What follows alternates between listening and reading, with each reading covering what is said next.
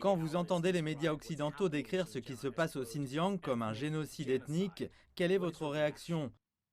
美国等西方反华势力有阴谋地。 Certaines forces anti-chinoises ont sali les politiques chinoises du Xinjiang en appliquant l'étiquette de génocide ethnique. Ils affirment souvent que les Xinjiang ont lancé des camps de concentration, une surveillance massive, le travail forcé, la stérilisation forcée et ainsi de suite.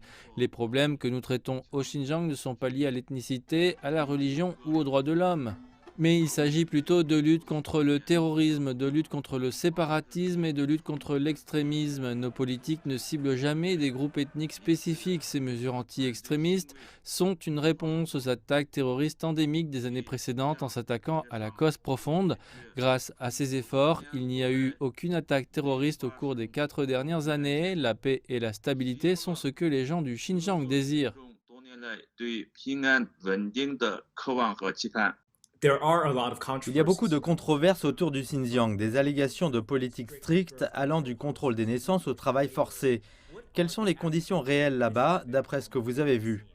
稳定就业，严格按照 Nous sécurisons les emplois de nos résidents en nous assurant qu'ils peuvent choisir volontairement le travail qu'ils font, profiter de tous les avantages sociaux et avoir leurs droits du travail protégés. Grâce aux efforts de réduction de la pauvreté, nous avons sorti un total de 3 millions de personnes de la pauvreté.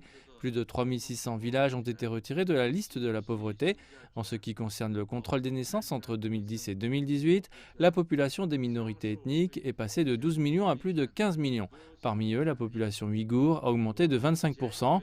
Donc dire que la Chine mène un génocide ethnique est complètement contre les faits.